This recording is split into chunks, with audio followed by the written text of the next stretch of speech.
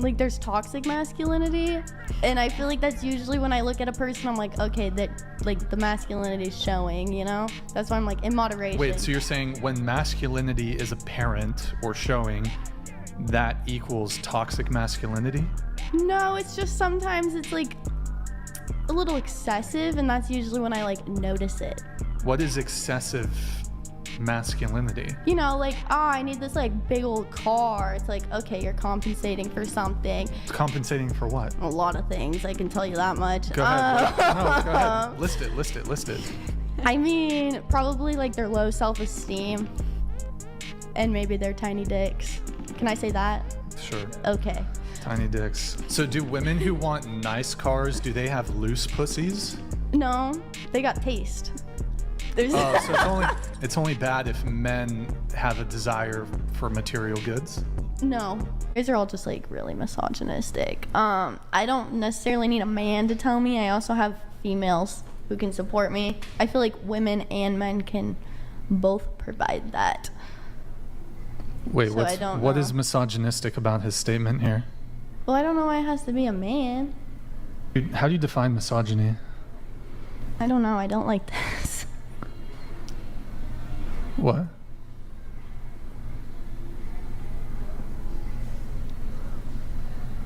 I'm just asking how you define misogyny.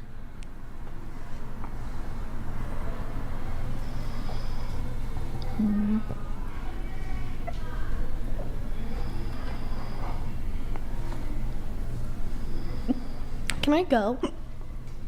Are you okay? Like, do you want to go as in leave? Is it because I asked how you define misogyny? When she didn't know the answer, she immediately switched to playing the victim. She started crying, not because she understood the issue, but to avoid appearing clueless about the meaning of misogyny. It's honestly kind of funny.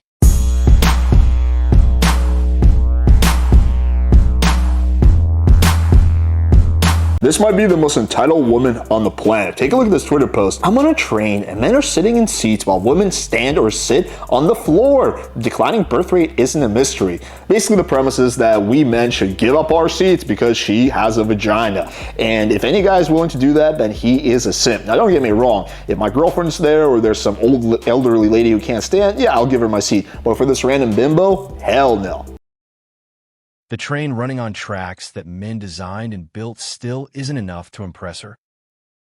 Would you rather marry a guy who is rich, buys you a ton of fancy shit like Birkins, brings you on dope trips, but cheats on you?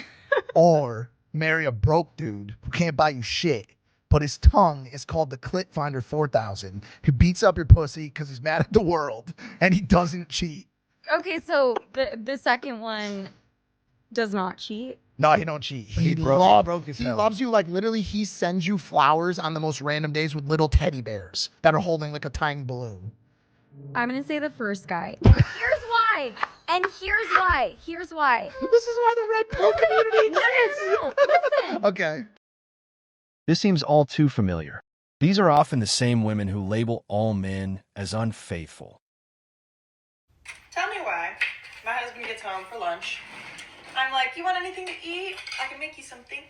Anything you want to munch on. He goes, peanut butter and jelly. I want 2 peanut butter and jelly sandwiches.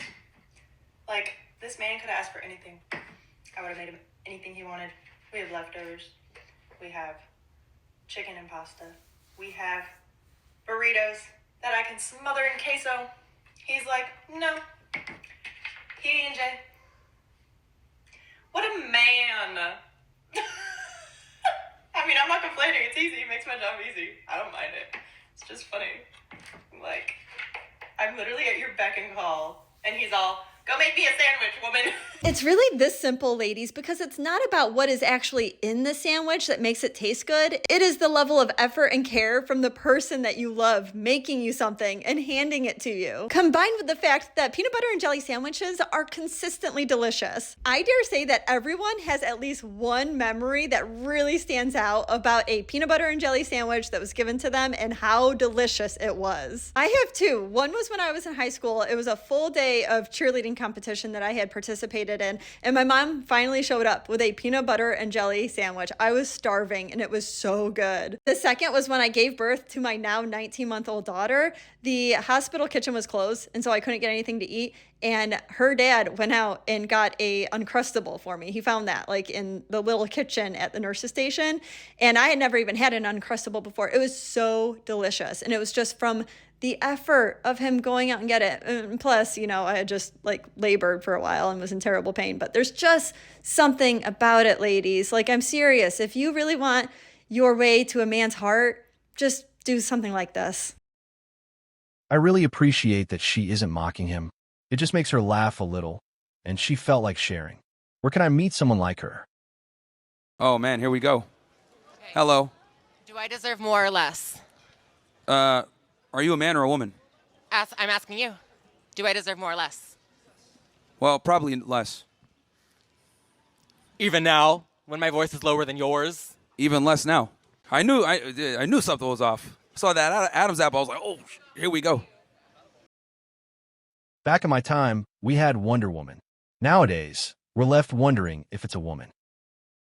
I stated biological facts, and you have a problem with me stating biological facts. And the facts that I stated is for a man to have sex with a trans woman, he would be having sex with a biological male, which is homosexual. That is what I said. That is all I've ever said. I haven't sat on this podcast shaming people, being hateful towards people. I've stated very basic facts. And you sit on the other side and you're like, you can't do that as the supposed godly Christian man. You need to be tolerant towards people. It is our job as Christians to align ourselves with the Word of God. It is also our job to, as Jesus said, make disciples of the nations and to share the Word of God. It's a troubling sign when people get offended by facts. This man is just stating the truth in the most respectful way. There's not a single lie in what he said. So how to break a man's ego. Again, I didn't do this. I didn't write this. 1, I'm not mad. I'm just losing interest. That's tough. That's Whoa. tough. Whoa. That's tough. I know. Okay, here's another one. If I'm too much for you, you're just not enough. Yeah, this is just like you taking it right to the Yeah, I know. Oh, this is my favorite one. I'm gonna use this one Damn, one day. these are Hopefully I don't rough. have to, but this would be such a like. If a guy said this to me, my ego would be crushed. Yeah. No, this this is not one for I just love. guys. This is for guys and girls. This one I love. And this is for the girlies that double dip into men, which we've all been victim of, going backtracking, and you're just, you know, finding yourself in the same pattern. Mr. Pickle, I'm looking at you. Okay? This is my favorite line. You keep coming back, so obviously I'm not the problem. Oh. I'll tell you this. Anyone that posts stuff out of pettiness because you're hurt on social media, don't. The perfect response from a man, I understand. I wish you all the best. It wasn't about teaching a lesson by leaving. It was about recognizing his own. Okay, PSA to all men. Just because a girl is wearing a low-cut shirt or a tight top or a fitted outfit doesn't give you permission to just stare at their chest. It makes us so uncomfortable, and if you guys could please stop doing it, it would be amazing. Men will always be like, oh, we don't like being called creeps, or we're so scared to be called creeps, but then you guys make it so difficult for the female species to exist or even wear anything. Okay, in case you guys didn't hear a word that lady just said, she said, don't be creeps, don't stare at her. No matter what she's wearing, no matter what any other woman is wearing, don't stare. I mean, even if she has like a flamingo on her head, you better not stare. Even though it's like totally human, you know, when somebody is just being totally obvious and flaunting, you know, maybe they're even like dancing with that flamingo. Yeah, you better not look unless you're attractive in her eyes. So like, okay, so it gets a little muddied, I know. So if you're attractive, so, you know, you got to look at the scale. So if you're maybe an 8 or 9 or 10, she probably, you know, she's a 10 up there. So like you might really need to be a 10. Don't look at her unless you're that, because we all know that's the truth. If you don't want people browsing, maybe don't put the merchandise on display. A lot of guys are socially awkward. I think you're a bit ignorant to like the average guy's experience. Consider this, right? Most guys, the average guy today, his granddad had to put in a quarter of the work to get the kind of woman that is 4 times as amazing as the woman he's attracted. Oh, to. are you talking? You're talking about his grandmother was an amazing woman and a very, very feminine, natural woman, and his granddad really didn't have to do the kind of work he has to do right now as a young man in the Western world. So you're talking about hoflation. Yes, it's hoflation. Hoflation. So modern men have to work 5 times harder than their grandfathers did for women 20 times worse than what their grandmothers were. When she says socially awkward, she means he's not doing all the work to carry a conversation while she replies with dry one-liners. It's easy to label someone that way when all you have to do is wait to be impressed. A man is provider, woman is a stay-at-home mom. That's a modern idea. That is not a traditional idea, my friends. Husband goes to work, kisses his wife in the morning, takes his briefcase, walks off, comes back home for dinner. Mother is around the house doing householdish things and the kids. And then that is the traditional nuclear family unit that we should aspire to. The only time in history when that has happened really started in the 1940s. That is a consequence of technological and industrial changes that happened because of technology, especially in the Western world. But you go back before 1940 and that's not how it went down. There was something called the Household Economic Project. Usually there was agrarian societies or these small towns and communities. Certain households had certain specialized kinds of labor, if not farming, where they were maybe the blacksmith, maybe they were the shoemaker, whatever. The husband would not grab a briefcase at 8 a.m. in the morning and walk off and go to the high rise down the street. There weren't even high rises. There weren't like offices and cubicles where men spent their 8, 9, 10 plus hours of lonely existence typing away at computers. It didn't exist. The same thing is not healthy for a woman to do. It's absolutely not healthy for a mother of young children to do. That is a very modern construct. That is not traditional, my friends. The husband would work from home. The wife would also work from home. They'd often work together. The kids would often work with them. And the amount of time they spent separate was much less than the amount of time they spent together. All right, so what is the solution, you might be asking? This is how things should be. Neighbors supporting each other, not relying on big corporations. I take a community-driven market over Walmart any day.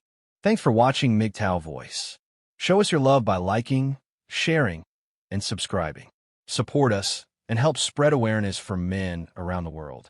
We welcome a healthy debate and discussion, so feel free to comment and share your thoughts.